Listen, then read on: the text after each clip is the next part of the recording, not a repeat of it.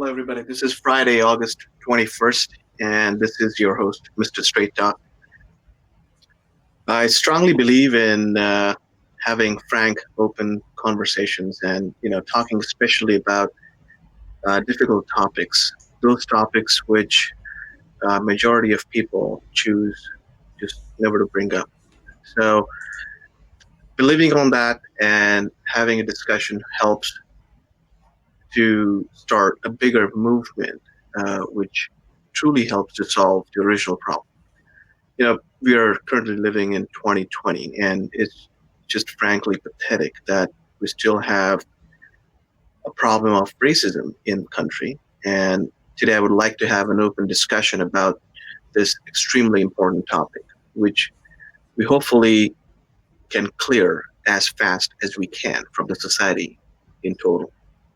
First, we all need to admit that the problem exists. And once we admit that, we also need to realize that racism, even though it exists in our society, it's not that widely practiced in the country in general. But it truly has no place in the society to begin with. So, uh, you know, today we have Glo, who is joining me as a guest on the show, and hope we can have an open dialogue around racism and also around, in general, Black lives in America. So, welcome, Glo, to the show.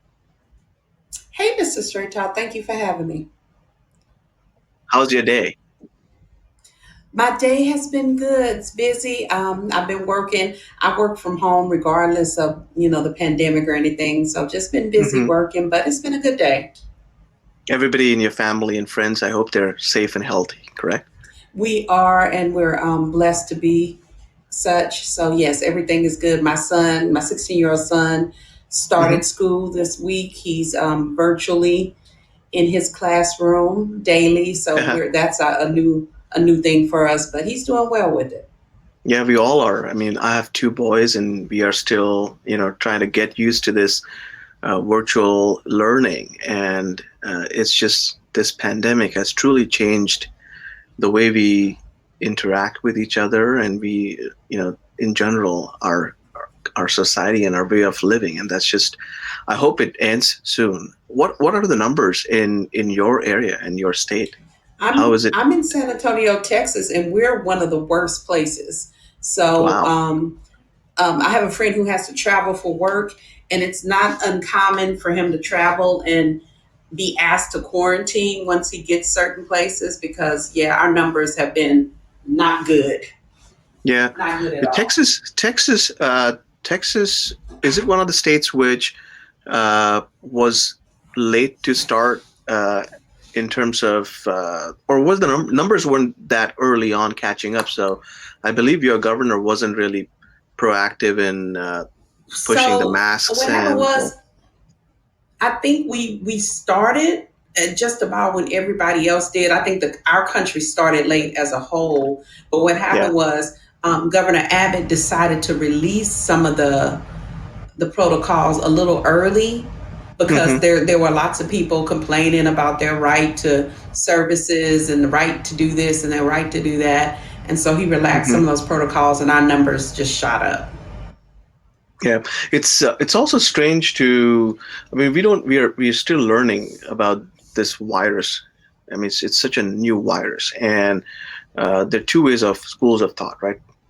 Quarantine Mhm. versus just not quarantine and just going our living our usual life and just trying to believe in something called herd immunity. So I was looking at some of the numbers coming off Sweden, and Sweden apparently had almost same percentage of deaths and so almost same percentage of people who got infected with the virus, even though they chose to go completely opposite of what we are doing here. And I think that's probably just too cavalier in terms of having Mhm. to go without any sort of quarantine. But it's very interesting to know that their numbers are not that high. It's just I don't know what's right or what's wrong, but I think we did I the don't right think thing any of us of. do. Yeah, it's just strange. It's just strange. So, Glo, tell me, coming back to our main topic of today's conversation, Uh, what what do you think are well? Let's first of all let's have you introduce yourself to the listeners. So let's give us what Glow is and what Glow does, and tell us about yourself. So Glow, my real name is Gloria, but people have called me Glow for a very long time. I am 49 years old. I have a 16-year-old son. I'm divorced 4 years. I was married 15 before that. So, for a profession, I work as a contract analyst for a medical equipment supply company. And I also have a small business that specializes in event promotion, planning, hosting, and that whole thing. So I'm a busy girl. Sure. I'm in San Antonio, Texas. I was born and raised in this city, so it's home. It's a military town, so we do get lots of people from all over the world here because of our military bases. Mm-hmm. So I'm an African American woman. I don't always use the term African American. I tend to call myself Black. Mm-hmm. Just a choice that I made. I know some people have a preference. I don't necessarily see it wrong either way, but I refer to myself as a Black woman. Mm-hmm. In this city, San Antonio, we're only 7% Black. So Okay. we are in the minority. This is a largely Hispanic Mm-hmm. part of the country, so that is the majority here, I would believe. Now, I could be Okay. wrong; it could be white people, but I believe that our Hispanic population is probably pretty close to the majority here. Okay. Wonderful. And do you also have any sort of military background, or are you just in San Antonio and I call myself serving by proxy because my dad was in the army, and Okay. so he's army, and my ex-husband was army as well. So I was a Oh, military great. wife and had to deal with deployment and that Sure, sort of sure, thing sure. in our history. But yeah. Oh, and one of the other things that I like to say, I'm a poet. I'm a spoken word Oh, artist. nice. So I do enjoy that. I host a lot of spoken word events. That's a passion of mine. I have a tattoo that says poet, so I must mean it because I wrote it on my body. So So what's the latest poetry that you've come up with, if you don't mind I sharing with our haven't, listeners?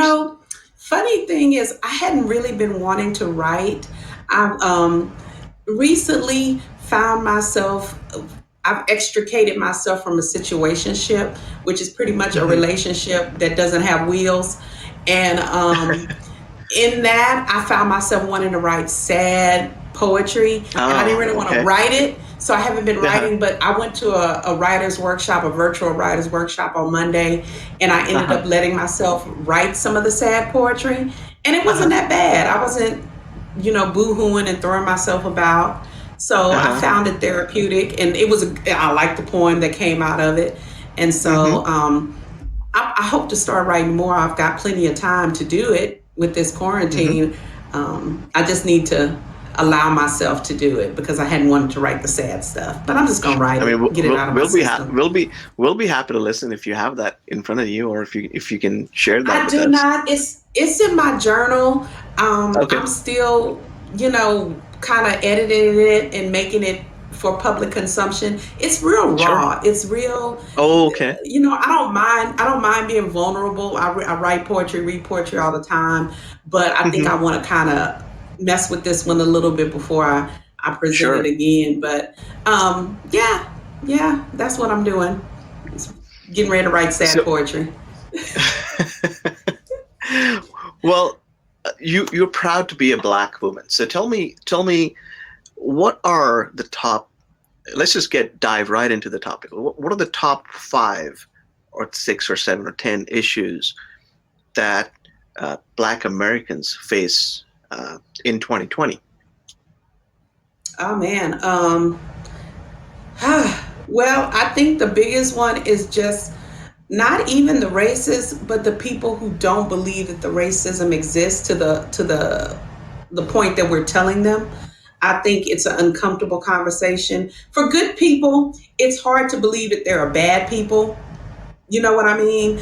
Like I True. always equate it to this: when they arrest a serial killer, all of the neighbors are Hmm. like, "He was such a nice guy. I can't believe," because people can't believe the Correct. dichotomy that can exist in somebody that would allow Correct. them to be a good person, a good father, a good worker, and still hate and be terrible to other people. So I think the biggest thing we have to overcome is just getting people to believe us. Because I still see a lot of rhetoric on social media that seems to think that we're exaggerating the extent of the problem. So So, I'm an immigrant myself, and I came to America in 2002. And uh, as an immigrant, I truly, I don't think I've faced the problem of somebody looking at me with a different, you know, giving me a different uh, stance or just different eye contact. I wouldn't mhm, say it's racism, but you know what I'm saying. right. You do have people who look at you at in a different way, and uh, but I hope that, and so far I've seen those as not many instances. But what do you think? Uh, have you seen in 49 years that people uh, look at you differently, or people who have racism in, or they're racist, are they rare or are they few, or do you think there are people who are more and more people are coming up being openly racist, Yeah. or I know it's a So I difficult have topic to two. Actually, I don't mind because I feel like there's power in giving things voice and actually dealing with things head on. So I don't mind talking about it. Sure. So I have two trains of thought about it. I think on one Hmm. hand, there are nowhere near as many awful racist people as we think. It's just Hmm. that those people are loud, Hmm. and we see it a lot because negativity gets the spotlight. Sure. So I don't think that most people are that way. I just think when they are that way, it's awful, right? And then Sure. on the Sure. other hand, there's a lot of microaggression that Hmm. isn't always, you can't always say, oh, they call me the N word. It's not that severe. It's just Hmm. the things like not getting the job interview, or Sure. being told that my hair is unprofessional because I wear it in its natural state, like those Yeah. sort of things. You know, people looking at the I'm built like when you think of a black woman and all the physical qualities of a black woman's body, I have those. So being told that how I'm Why? dressed is Why? Why? inappropriate Why? when I'm Why? dressed. Why do we have to? Why do we? I mean, I'm just thinking, why do people still think that way? Isn't that I mean, that's truly sad. That's truly sad. It's kind of like with everything that I have to take care of in my life, I don't understand why people have so much time and energy to focus on what other people are doing. So I Hmm. don't understand how the way my hair looks affects your day to day. Correct. I'm not real sure why that even matters. have you witnessed that firsthand in Oh, your absolutely. Absolutely. wow. Yeah. Wow. Hmm. It is wow. I can't even, Hmm. I don't even have words how to describe that. But uh I've been with my company going on 7 years, and in that time a lot has changed, and now the way I wear my hair is more acceptable.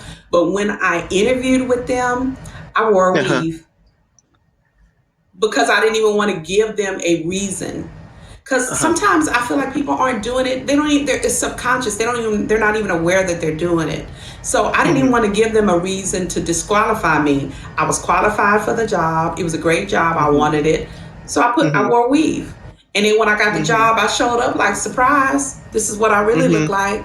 Yeah. But now if you say something, now I'll know that it's the hair because you've already given me Hmm. the job. Hmm. So it's a shame Wow. that you have to think like that, but we do. Yeah. Yeah. And how different was it for you, growing up as a black, individual and going to school and all those things, how difficult is it for a black child to grow up in America? Or Now, is it here's what's not? interesting.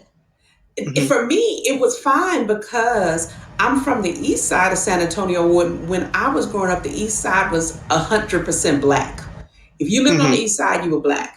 So Hmm. elementary, middle, high school, I was in schools where literally it was 98% black, 99% black. So I didn't even know what it was like Hmm. to be in any environment where I felt different. Hmm. Now, when I started going to the University of Texas at San Antonio, and I walked into Hmm. an auditorium with 300 people, and I was the Hmm. only black student, it hit me like a ton of bricks. As an adult, I looked Yeah. around and I didn't even know that this was a thing. I said, how at a school this big am I the only black Hmm. person in this classroom?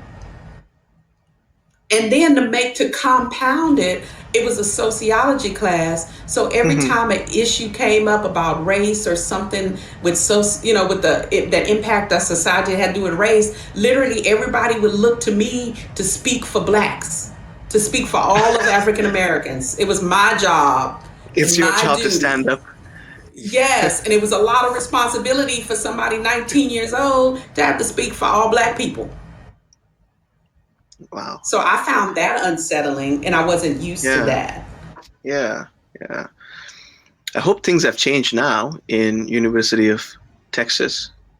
I hope. And see, I went to UTSA, which is here in San Antonio, and at the time it was that way, but I feel like it's very diverse now.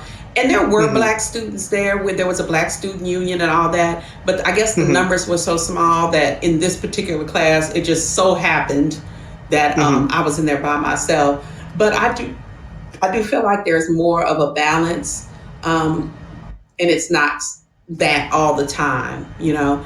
But Correct. Correct. I'm a corporate woman. I've had a job in corporate America since I was 14.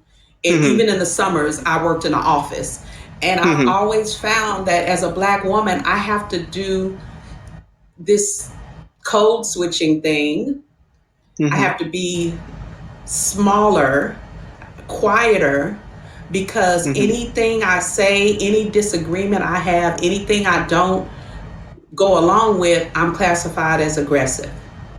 I'm Hmm. classified as angry black woman. Like I'll go to meetings and other women can get, no, that's not right. And they can be so passionate and, in Hmm. defense of whatever their stance is. And that's fine. Hmm. But the moment Hmm. I do it, somebody's in HR telling them how Hmm. uncomfortable I made them feel.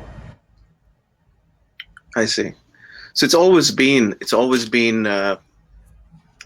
some sort of a struggle. Am I okay to say that? Yes. However Yes. big, however small it was to grow up as a person of color, right from childhood until, and that even exists now Yes. in San Antonio. Wow. Wow. I mean, It still me as an exists. immigrant, and we get so many immigrants like Where are you me from? well, that's we can talk about that on the on the side, but not for the Okay. show. But there's so many immigrants coming to our country here every year, and when I decided to move out of my country of birth to move to America, I always thought of America as a welcoming country, and I had an American dream. We all have that, and when I came early on, I was kind of surrounded by other immigrants, and when I was studying, and there were people with a lot of diversity around. We never talked about something uh, like systemic racism or racism in the country. I never felt that strongly, although there were a couple instances where you do get that, people look at you and talk to you differently. But all of a sudden, we hear about these in social media. We hear about these in media. Do you personally feel that nowadays it has been amplified because of the media or because of certain elements in politics or certain people in politics, or do you feel that all of a sudden it has gone up in terms of racism in the country? It has a camera on it. It has always happened. Hmm. These are not new things. These incidents with the police, these incidents with people, um, the Karens, if I can say that, these are Hmm. not new things. They're Hmm. just, we just have cameras on our cell phones now. Hmm. So I think people feel like things are worse, and we sometimes say that, in Trump's America and whatever, whatever. I will say that I do believe that our president has given people a little more confidence as it relates to their prejudices. And sometimes I do feel like maybe he has amplified them a bit because racists do attach themselves to his presidency, unfortunately. But these, like I said, these incidents have been going on forever. They just weren't Hmm. captured because we didn't have the ability to do so. So we've been saying these things since Rodney King, before Rodney King. Hmm. I've been pulled over for driving while being black in Hmm. small country towns in Texas. Hmm. There's a town in Texas called Vidor that's called the sundown town because black people can't be there after sundown because you don't know what's You, going to you, happen you, to you. you kidding me? You kidding me? Even now No, in it's 2020? it's it's well known. It is well known. Hmm. Yes, Wow. absolutely. Wow. So these are not new things. These are things that have existed, and we just didn't have cameras on our phones. Hmm.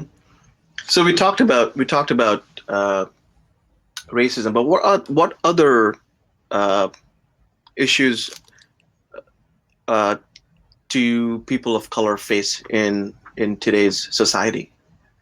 Do you feel Um, there are any other issues that are truly uh, causing disruptions in the life and not and keeping black individuals suppressed in the society? it's a lot. I don't know if we ever will get to all of them, but the discrepancies in housing, discrepancies in um, jobs and the pay and financial opportunities for black people.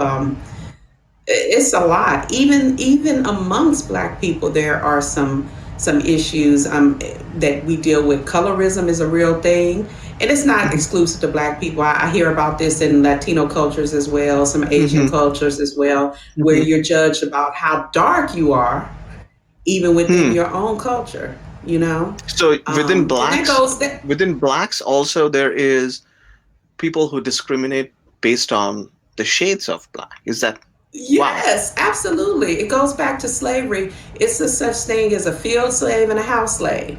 Light skinned Hmm. blacks worked in the house, dark skinned blacks worked in the field.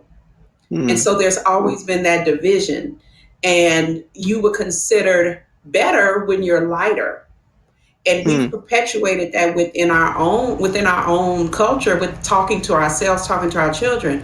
Hmm. There are sororities that have historically done what they call a paper bag test, which basically Hmm. means if you're darker than a paper bag, you can't be in this Wow. particular sorority. The pencil Hmm. test, which means dragging a pencil through your hair, and if it gets stuck, your hair is too kinky for this Hmm. particular sorority. Like, so there's all this stuff. There's so many issues. We've got black men who don't date black women because they consider us less than, Hmm. and they see women of other ethnicities as sort of like a prize or evidence that they made it, whatever Hmm. making it means. So Hmm. it's so much stuff. What about education? Now, how are black communities and the schools within those communities are they well equipped with teachers, grants, funds, access to books for children and sports and all those things, or are there still huge discrepancies in what we see in other communities versus black communities with access to education? I think the discrepancy still exists because the way education is set up, your school district is funded based on the taxes of that area. So if you Mhm. got an area where you have more well-to-do people, you got more funding, you got better schools. And then you have an area where there's less well-to-do people, it's the opposite. So I grew up on the east side in a school that would probably be considered a poorer school. So we had, the necessities.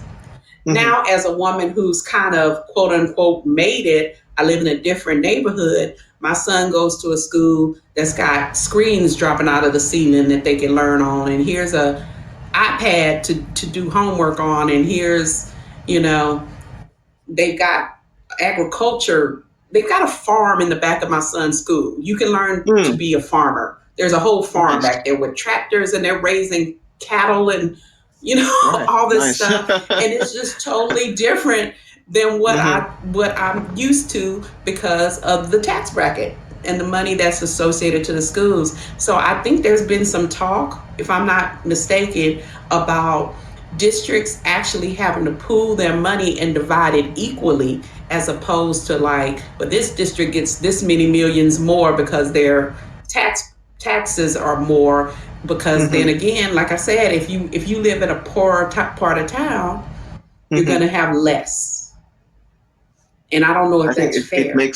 makes perfect sense that, I think it all begins with a child's foundation, and child's foundation is more into what an education would, mold that child. And I think having Hmm. similar education across the board, irrespective of where one lives and depending upon the tax bracket, I think it's only fair. I think every child needs to have same access for education. I think that would be wonderful I would agree with you. if all the leaders and all the politicians and all the governors and education secretaries, if they all agree to one particular bipartisan way of approaching it, just to target and improve education and access to education for every single child in America, I think it'll go a long way. It'll go a long way. I Uh, agree with you. what's your opinion about uh, Black Lives Matter? It's got so much attention in the recent times, and I believe it started around the tragic death of Trayvon Martin. Is that correct? I don't follow the It movement did much, but start. It started a while back. I do know that. There is, I think, one woman in particular credited with the start of Black Lives Matter. I can't remember her name, so I don't want to mess it up or anything. I But think it started by three women. I think it was yeah, Alicia Garza, Opal Tometi, and uh, Patrice Cullors. I believe these three women, they started the BLM movement. But yes, go ahead. Sorry. so I like Black Lives Matter. I think it's great, but I think people are just so ready to not like it. There's this whole belief that by saying Black Lives Matter, we're saying that other lives don't. And that's not even what we're saying. So we've come up with all these analogies to try to help people understand like they're children, but we know people aren't children. These are adults that we're Mhm, talking to. mhm, But we have to tell mhm, them things like, well, if you have a fundraiser for breast cancer, what if we showed up and went, all cancers matter? We're not, you're not saying that breast cancer is the only cancer we should be concerned with. You're just addressing it at this particular time. So we have to give mhm, analogies like that. If one house is on fire, the fire department doesn't come and put water on all six on the street because only mhm. one is on fire. So at that particular time, that house matters.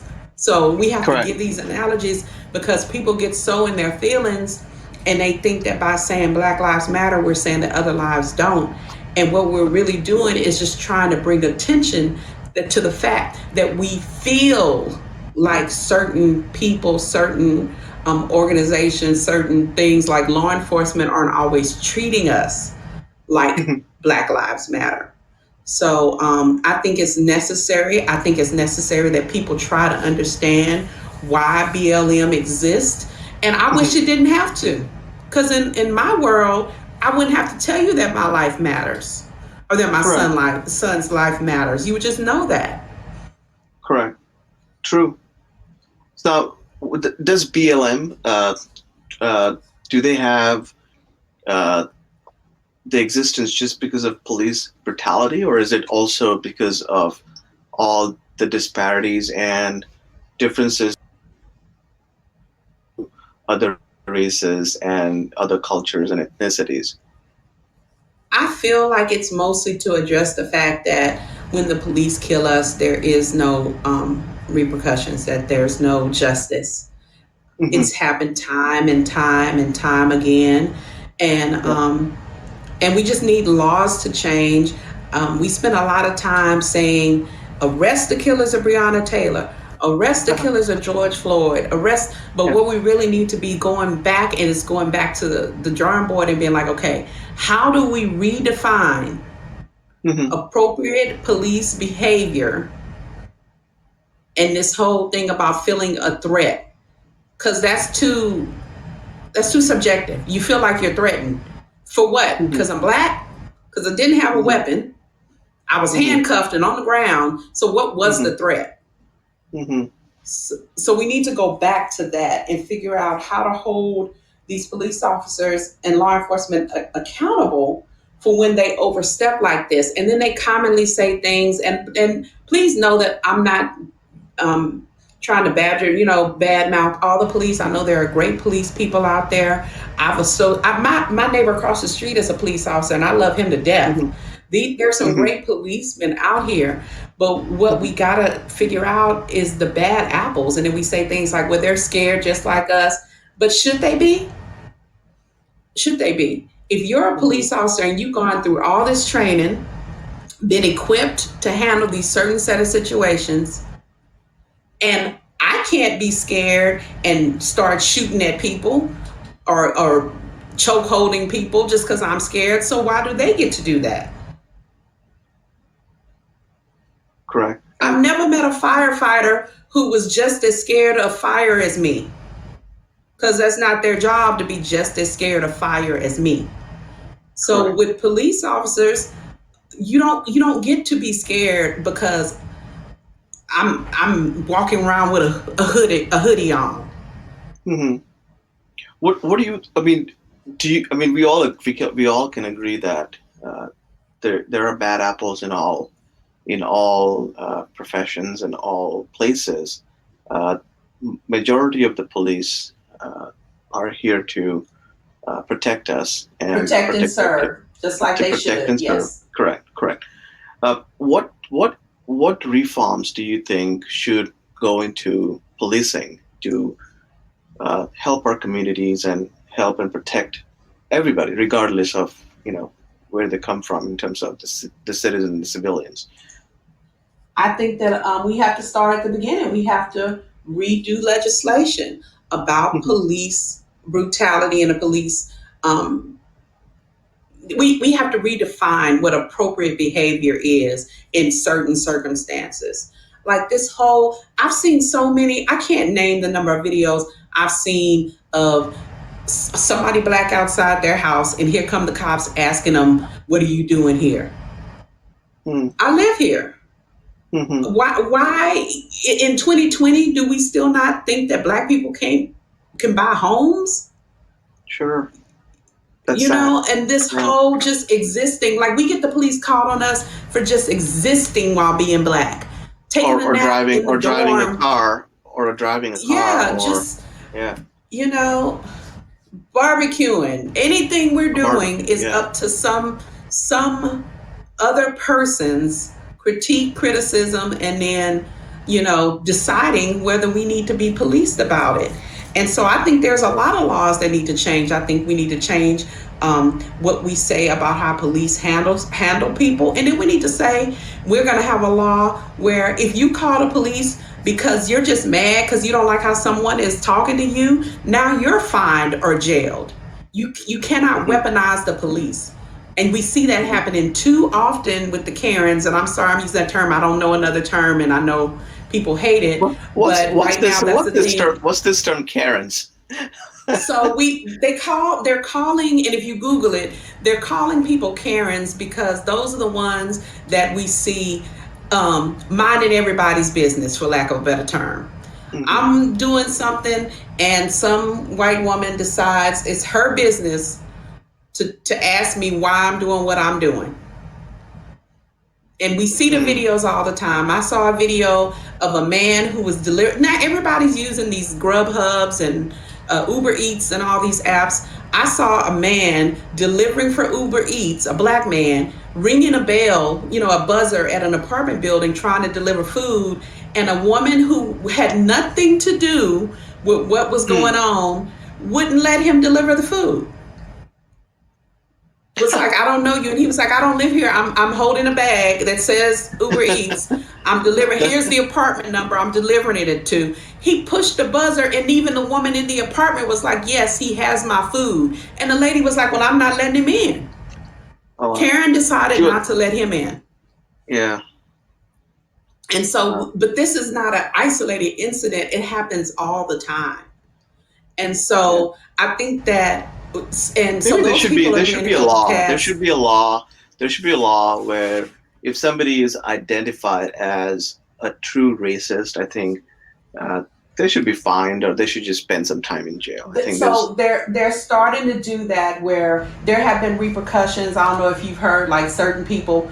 The internet is, hey, people will find these people. They see the videos, they find them. They send numerous emails to their employer. They get fired. Their lives get torn up. They can't go to the college they wanted to go to. So there have been some repercussions lately.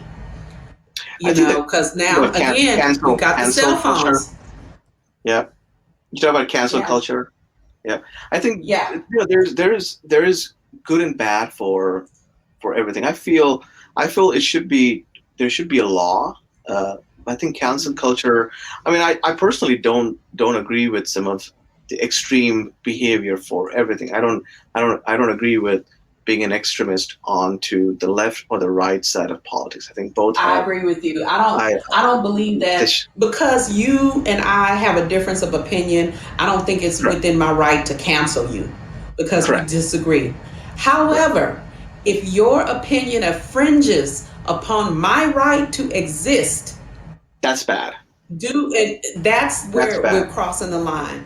Correct. I'm over here minding my beautiful black business, and you're impeding my doing that. Who gave you the right? Correct. But that's where the law should be very clear, and that's where there should be some sort of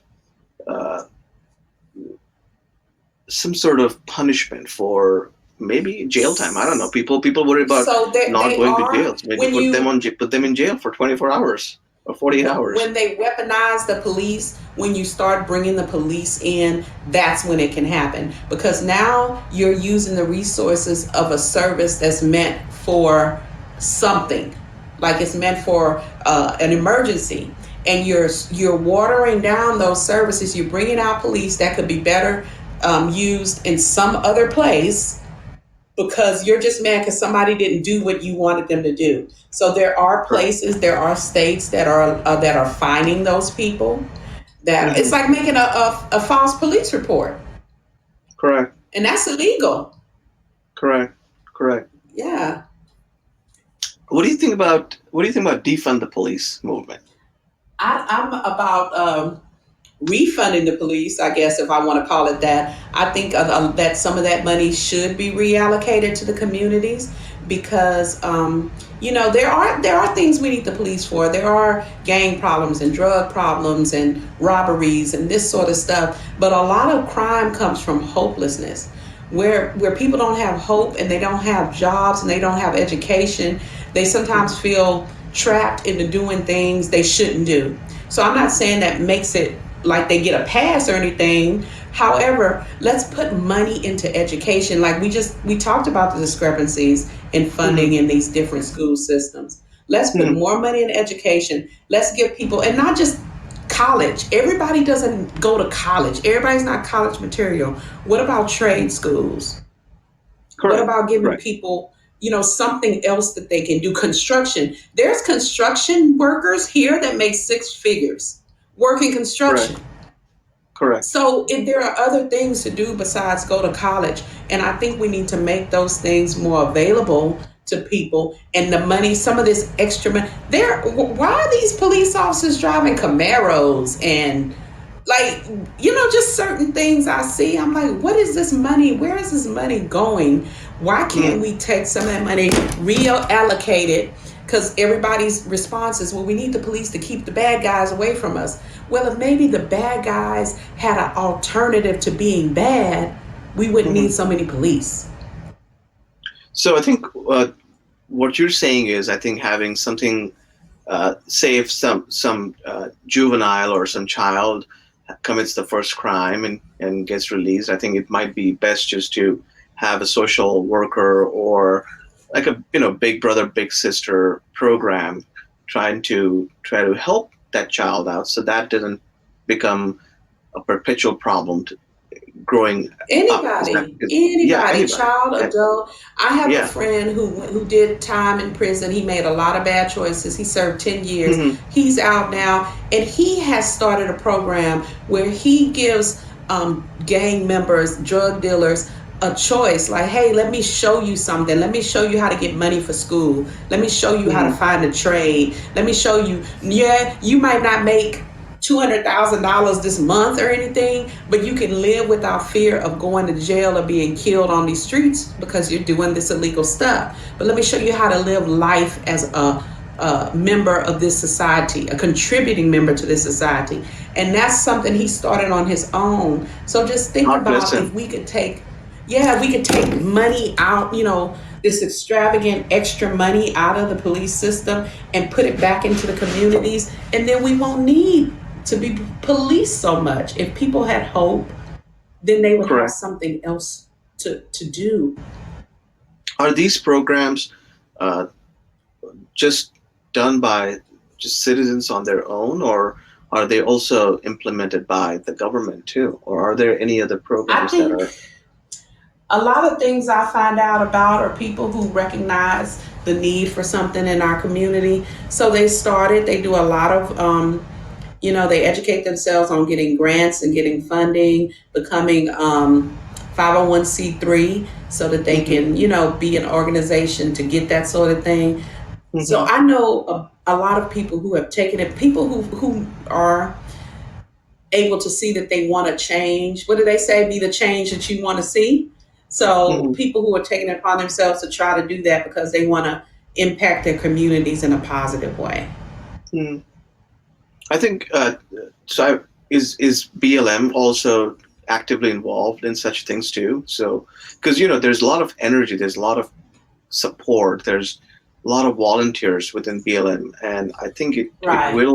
it can do a lot of help to go into communities which are affected the most, suffering the most, and go from the grassroots level, just go in there, help them out, help people, just to not, because it's people. Nobody wants to go into uh, bad activities, right? I mean, nobody wants to suffer. They know what's coming is either jail time or you can potentially get killed with gang violence and all. But people do get pushed into that because the society doesn't want to accept those individuals, and lack of acceptance. I think it's what's harmful. Also, as we are saying, so does BLM also go into those kind of commitments too? I couldn't say for sure. I think BLM is focused on the big picture of uh, law enforcement. I could be misstating this, but I feel like BLM is really just trying to make this country a safer place for Black people. Just make us You, safer to where it's a shame that there's a real life fear of the police. The police are here to help us, but every Black person that I know is very nervous about police activity because we don't know what to expect. I saw a video of what they said was a 9-year-old boy. Like, how you have the Ring doorbell so you can see the videos and stuff. He was playing in his correct. front yard, and when he saw a police car coming down the street, he stood Yeah. behind a car and waited for Hmm. them to pass. Because that Hmm. kind of thing is ingrained in us to be afraid of our law enforcement, and it shouldn't even be that way. Hmm.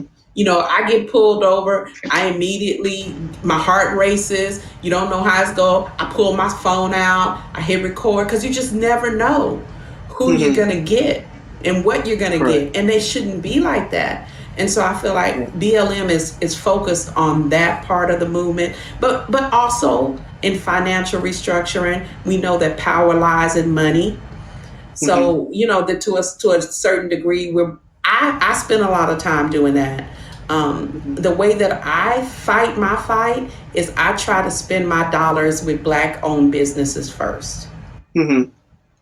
because there is power in money, and in the black community, we're the only community that gets money and spends it right and sends it out of our community quickly, Hmm. first on the first interaction.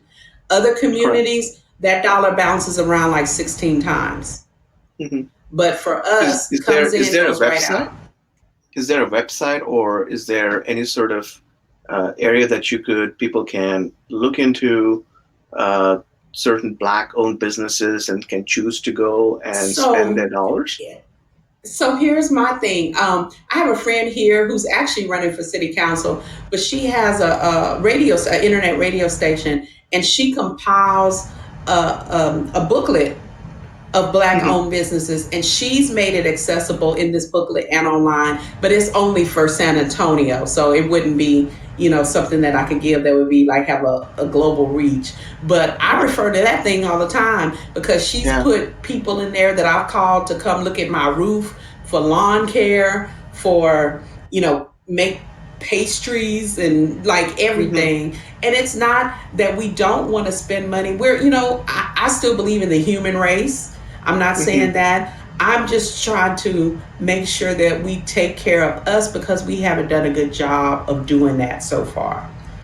Correct. And I think so, helping the more needy community group would be the best to uplift the entire community, right? So we right, know that right. okay, if there's help required, let's just put all our resources to that particular area, and then we all can improve as a country and can get better as a nation.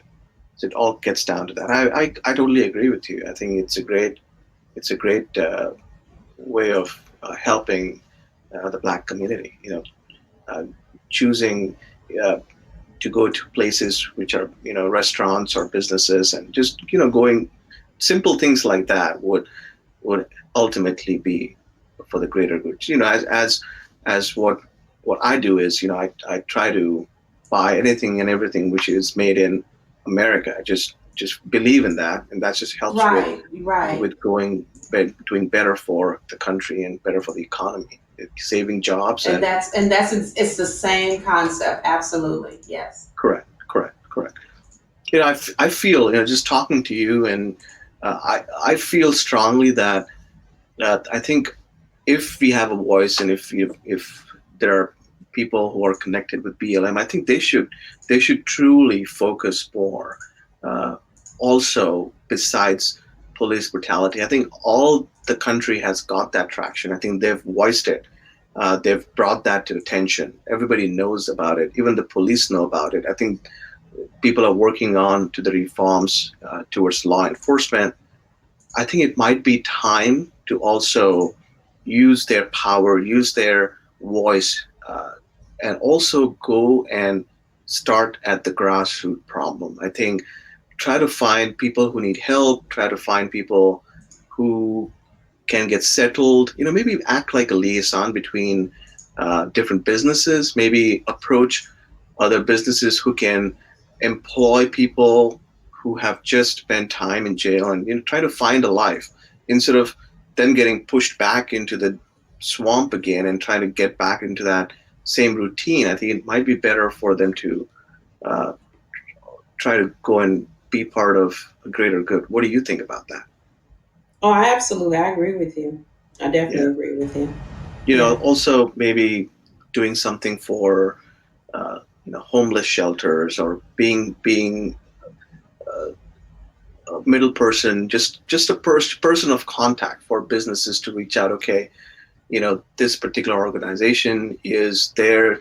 This particular individual came as a reference strongly from BLM.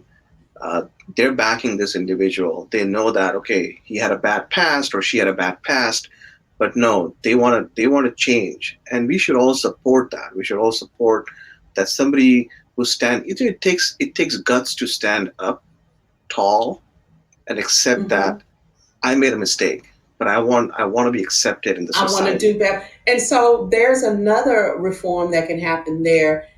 Felons are penalized like for the rest of their lives. So Hmm. you have to disclose if you're a felon on job applications.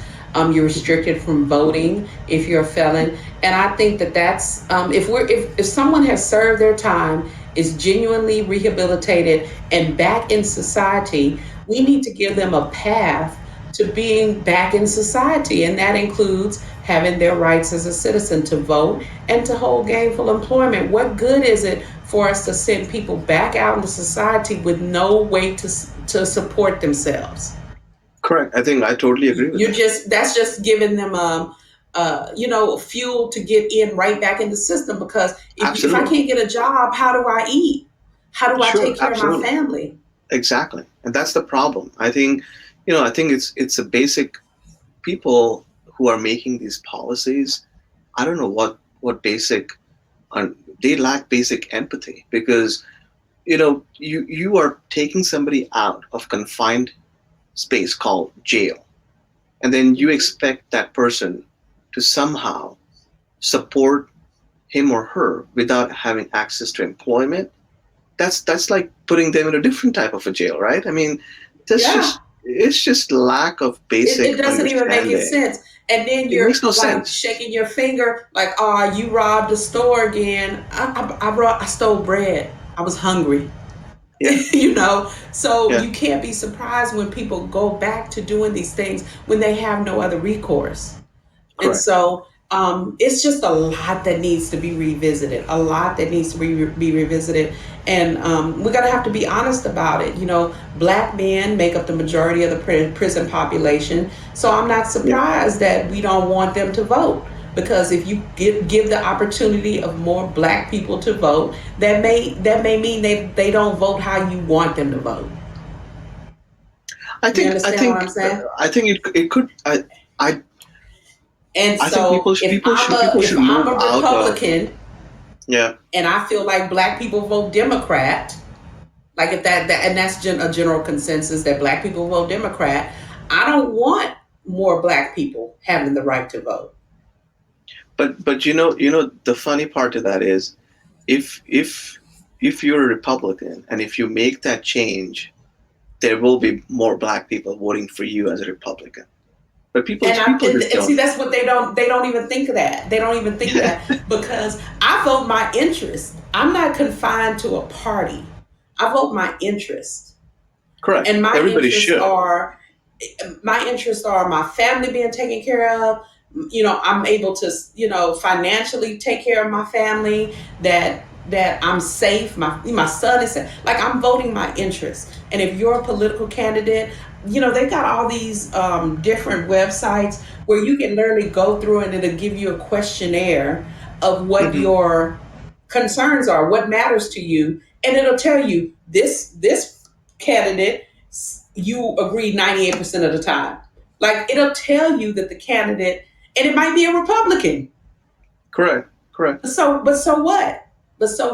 So we're not held to the party lines as much as I think people think we are. I Now, think that I will that's a say bad this: thing, I don't and know that's a how bad thing, political though. I can get. You Yeah, can I don't know get how political political I can get. all the We way you just ain't want. voting for Trump again. Ain't nobody voting for Trump. So that I will say. Don't nobody But like. I think it's as you said. People make these comments on media that uh, blacks always vote for Democrats and whites always vote for Republicans. I don't think that's true. Uh, I think everybody, as you said, has a right to vote for what's right for their family and Yeah, what makes whatever sense for them. are you But pro life? Are you pro choice? Are you this? Are you that? You vote your interests, and not just be correct. so, I'm pulling this lever and just straight Democrat, straight Republican, which I think they've done away with, if I'm not Yeah. mistaken. I could be wrong, but I feel like they've changed some things in voting. And you can't, I don't think you can even tell what party a person is anymore. Like when I voted here in my city, it was, Hmm. local stuff, but it didn't even tell you what the person's political affiliation was. Isn't that supposed to be So secret, anyways? I mean, you can't really ask, it and used it to be shouldn't be. you could tell. Used to be Really? you could tell, and when you would vote, you could just say Democrat, and it would do all the Democrats. Do you remember this? You could Well, vote straight party and just hit a yes, Democrat button, and it would vote for all the Democrats. correct, But correct. and then, or even if you wanted to select certain people, you would still see that, oh, this person's Republican, this person's Democrat, this person's independent. So you would see the names, but you would still see their political affiliation. Last time I voted, it didn't have it. Yeah, I saw an interesting video on Facebook. I don't know how true that is. You got to take everything that you see on this social media with, you got to have some sort of, you got to look at it with some eye of suspicion. So I looked at a video where one woman was talking about different mail-in ballots. How they're barcoded, and somebody Mm-hmm. who signs up for a Republican or somebody who signs up as a Democrat, they have this R and D in embedded in those numbers of codes. So so technically, just looking at that mail-in ballot envelope, you can figure out if that is true, that this vote is coming from a Republican or from a Democrat. So I don't know how true that is, but I hope it's not that obvious, right? I mean, that's really bad Oh, if that is true. save me from it. Yeah. Uh, oh, jeez. Yeah, yeah, yeah. So what do you think about mail-in ballots?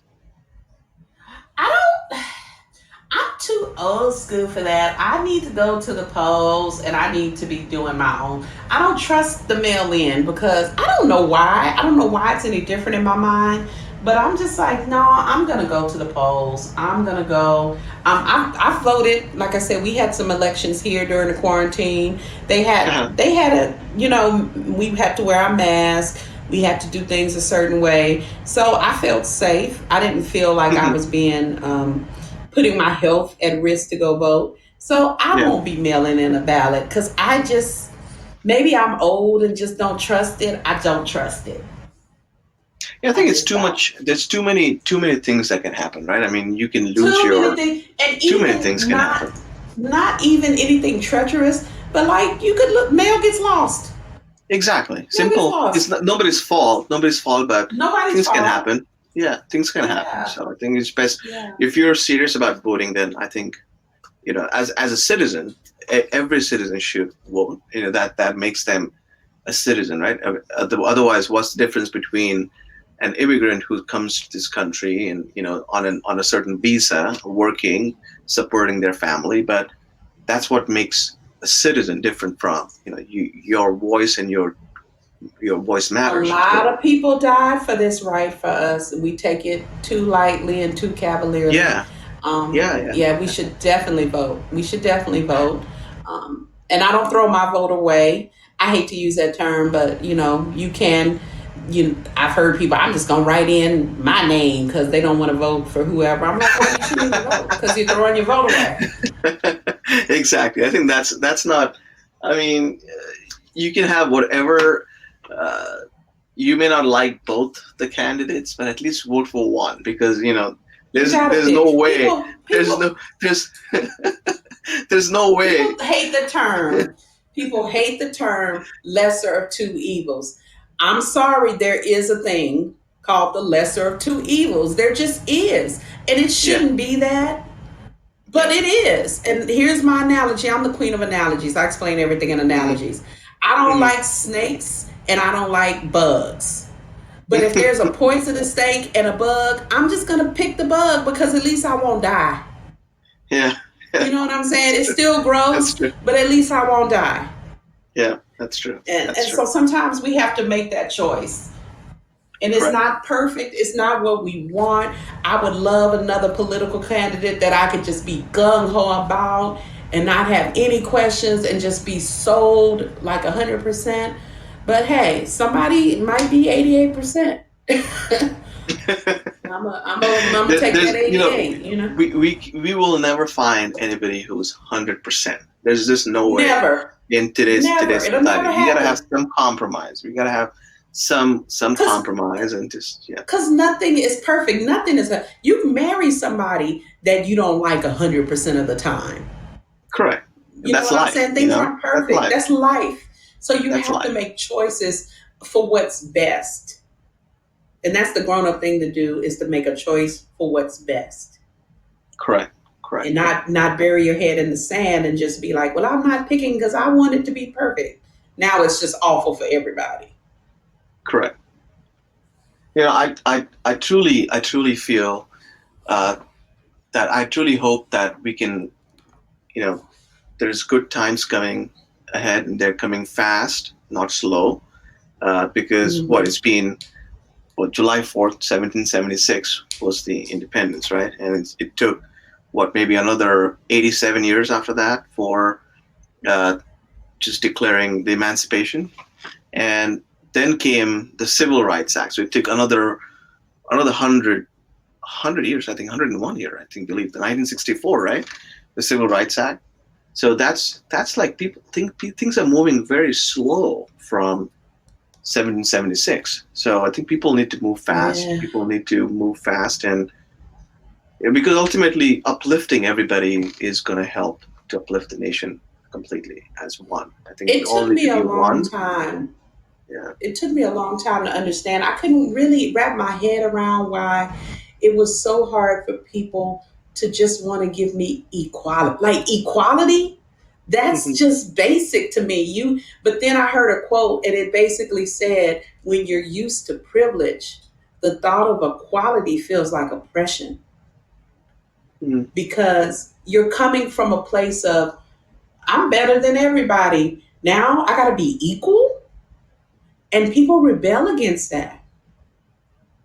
And that's where we're hitting this wall, is people don't, privilege to equality feels like a downgrade.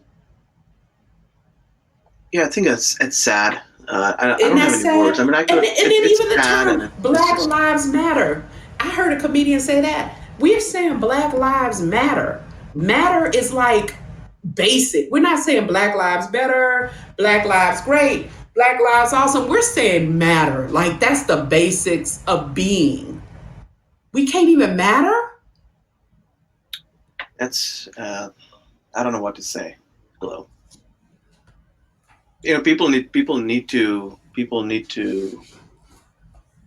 People need to be more human, right? We all need to be more. Right. Yeah, Right. yeah. But people That's the show basic. more humanity for their Yeah, pets than yeah. they do people Exactly, of color sometimes. exactly. Sometimes that's sad. That's sad. Well, you made me a little emotional there. It's an emotional Hey, thing, hey. my friend. Yeah, yeah, Yeah. yeah, yeah. Well, what do you think about? Let's talk about the protests. Let's talk about the protests that are happening in Seattle. And what do you think about the Seattle Autonomous Zone? Do you believe in that those kind of protests? Tell me about it. I'm not familiar. They took over.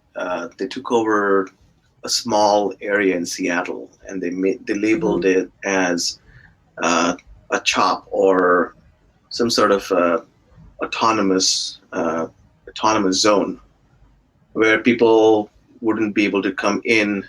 They actually said that this doesn't belong to part of America. This is like an autonomous country. Oh, okay. Okay. All right. Okay. All right. And I don't know about that. I don't know. Well, Texas, I'm from Texas, so yeah, Texas thinks it's its own country anyway. Um, wow. and That's they something. and police wasn't allowed to come in. And then apparently there were some shooting and violence, and some young Oh, man lost geez. It yeah doesn't lost sound life. good because Yeah, it doesn't I'll sound good. just say this. Um, Anybody who's tried that, it hasn't worked out well for Waco and with the Branch Davidians, and you get Yeah. these militias and these Yeah. crazy people in Montana and these wherever they are, and they want Yeah. to claim their own little piece of land as their own separate country, and they're going to have Yeah. all the guns they want. Yeah, that doesn't actually work out well for any people. So I don't Yeah. know how I feel about the autonomous zone. I don't know. I don't uh, know.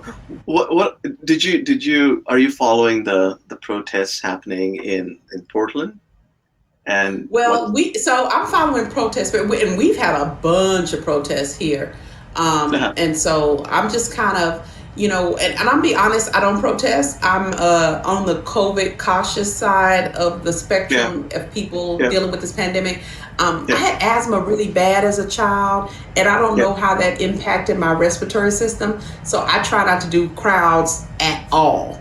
So Correct. I am not protesting at all. So I definitely support people. I've definitely given to different organizations. I've taken supplies, bottles of water and food and blah, blah, blah. I do what I Mhm. can. But Yeah. yeah, I don't myself, I'm not following, not actually at the protest. So, but yeah, I'm following, I'm seeing what's happening. I don't know. I don't know. I think I sometimes I'm kind of back and forth with it. I don't feel like we're telling people stuff they don't already know. So Right. sometimes I wonder if the protests are having as much impact as we'd like for them to. Because, like I said, I don't know if people are like, oh my gosh, I didn't realize that Black lives should matter. Like I don't know if people are surprised by this information. Correct. So yeah, I don't I know. worry with the pandemic going on, and I see so many people shoulder to shoulder without a mask, and Yeah, I just yeah, feel I just I can't feel do it. I not just that, I feel it's a public safety violation, Yes, and yeah, it's just I'm not doing it. you're gonna I'm not doing take, you're gonna catch something, and then you're gonna take it home to your family, and then somebody, it. Right. your mother, your father, your aunt, or your uncle, somebody can catch that deadly Yeah. issue. I believe the government should allow means to protest.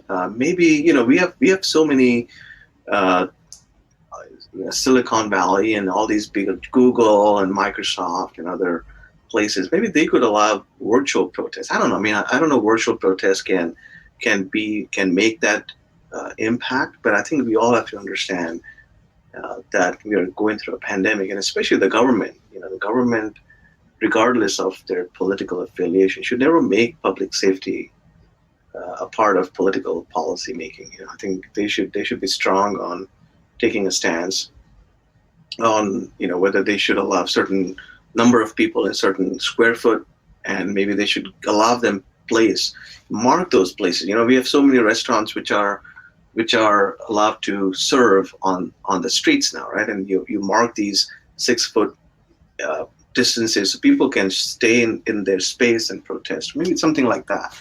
I think Right. having a right to protest is a fundamental right? So people can do that. But I think I've seen these things going into something totally different, which can become a bigger problem, especially when we don't have a vaccine, we don't have a therapeutic, and we just don't know about this virus much. So I think it's a threat not to their lives, but also the lives of other people that they touch and they go and see others.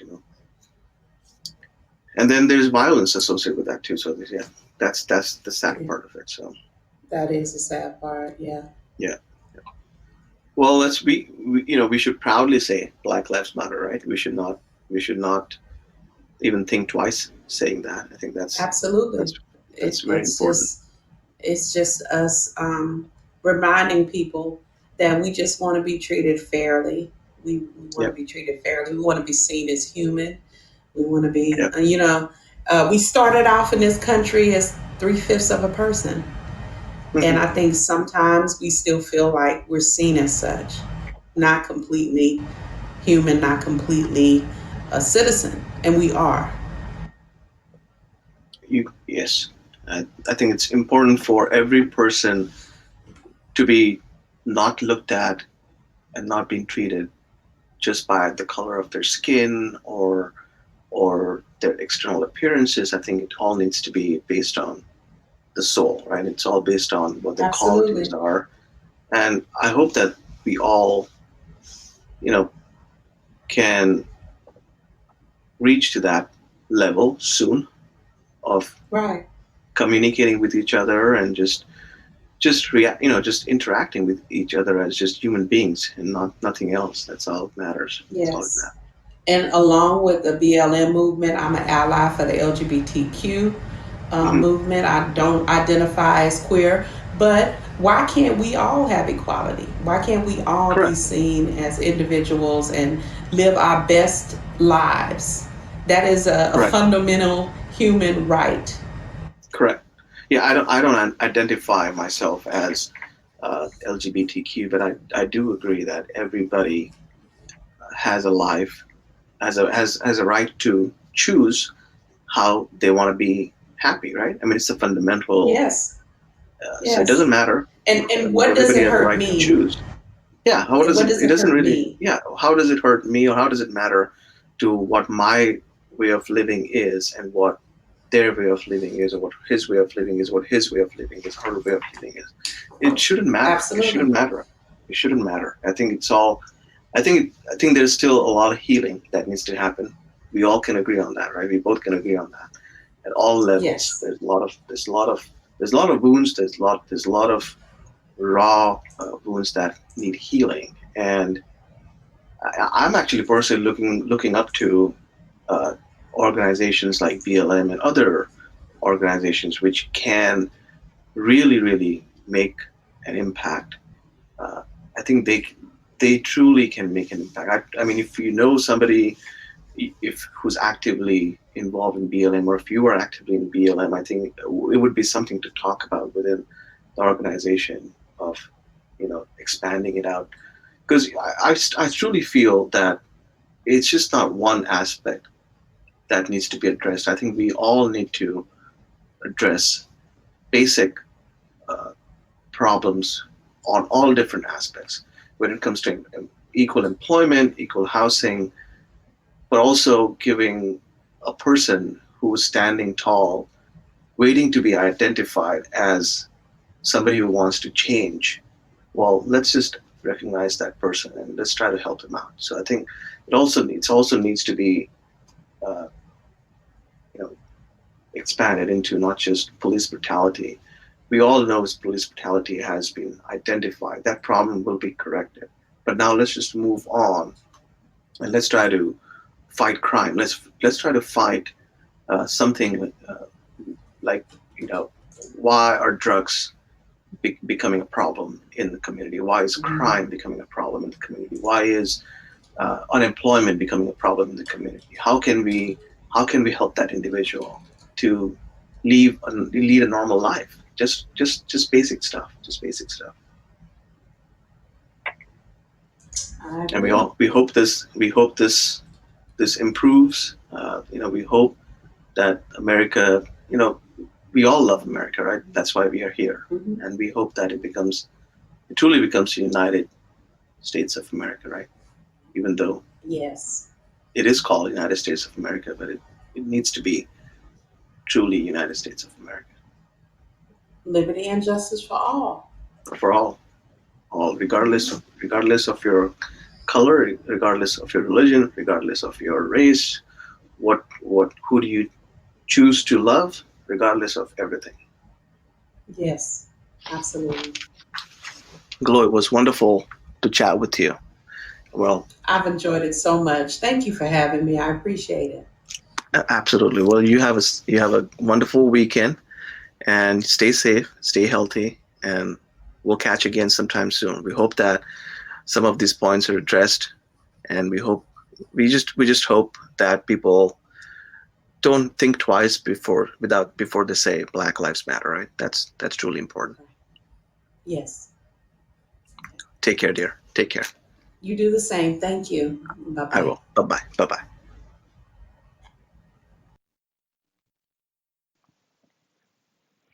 Friends, that was Gloria from San Antonio, Texas. When what I felt about her speaking with her for just a few minutes was she's a very strong uh, woman, identifies herself as a black woman, and we discussed what very frankly what our black friends in the communities, the problems that they're facing, and it, there should not be any uh, questions or second guesses or any sort of uh, even there should not be any sort of hesitance in openly saying, Black lives truly matter, and there's nothing to do with what your affiliation is from a political standpoint, because this is not a uh, political statement. I think people try to assign this and label this as a statement towards a particular organization, but forget about the organization itself. But think about simple uh, humanitarian standpoint. I mean, our friends in certain communities are asking for our help, and it's only human for us to extend that, identify that problem. We all can get the appropriate benefit as a country if we all can move forward truly in the right path towards progress. If we miss identifying the true problem, then we are failing as human beings. So it's basically that simple. We spoke about certain issues and roadblocks that children in the black communities are facing for access to education, basic rights for a child to have equal opportunity to access education. I mean, I hope our leaders in uh, the government, Congress, and everybody in local and state and federal government can agree on this and at least uh, make it equal, where if a certain county or certain part of a community is not able to support their school district because of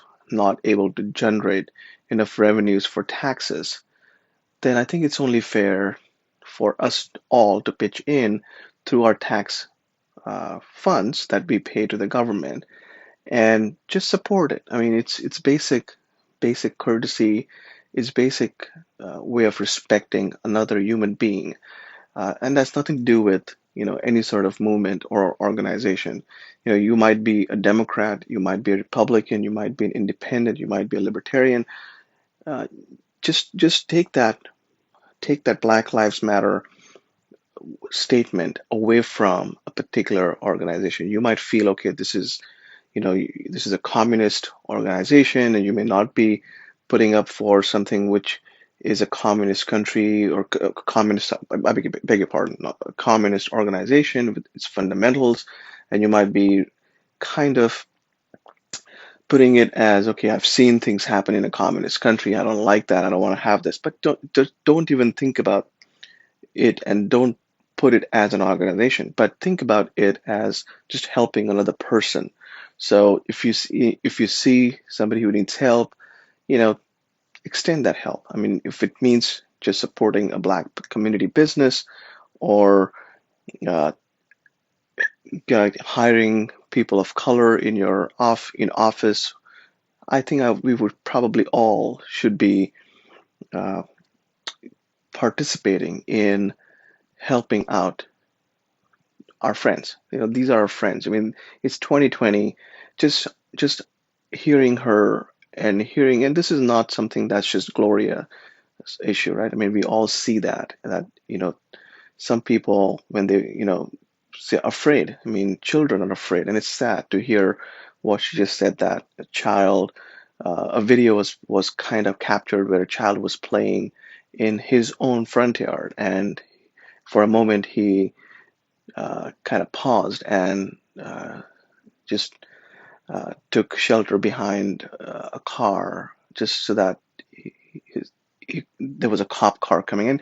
And not all I love cops. I mean, I do think that majority of the cops and the law enforcement officers are wonderful people, they're truly professional people. But and then I do believe that sometimes I expect Black Lives Matter movement to not just focus itself on the cop issue, because I think there's much more issue which they're probably ignoring, and I truly feel that they're not doing justice by not capturing the whole identity of a black person, a black individual in the society, and not uplifting them from ground up, covering all basic issues. I think it's an obligation to them as a movement. If they call themselves Black Lives Matter, then I do feel that's an obligation that they've put on themselves, not just by isolating themselves as one part of the problem. Because if they really want to solve problem, all problems need to be solved, and you just can't ignore the other problems. So I truly believe that I hope, and I think they will do it. I just hope that they also start speaking about this, identifying about the other problems that our friends in Black communities are facing, and also openly accept and try to help. We spoke about uh, maybe uh, trying to open up food banks or trying to be a liaison between an a company and maybe a prison system, and hopefully somebody who comes out of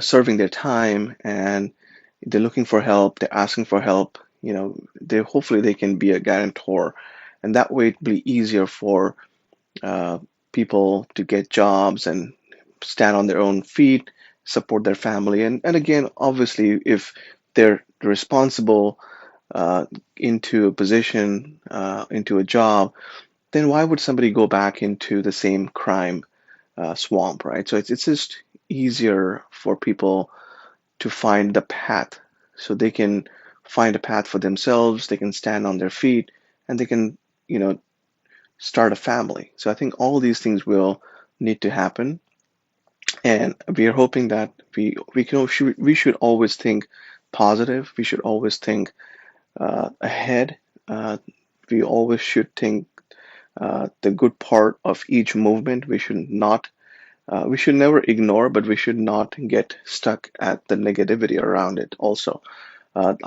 we both talked about Gloria and I talked about protests and violence. That's something that we don't agree on. So if somebody is using the movements or the symbol behind the movement and the protest to do violence, then that's not right also. So I think it's equally important for everybody of whichever uh, just don't make this political. That's what I mean. Just make this as something that you identify as a problem in the society, and we all can get better in helping each and everybody. It's like a chain, right? We help another person, just pay it forward, ask that person to pay it forward, and that just helps to build us as a pretty strong, united society, because that's ultimately what we are. We are United States of America. We believe in diversity. We believe in people from different backgrounds, cultures, religion, race,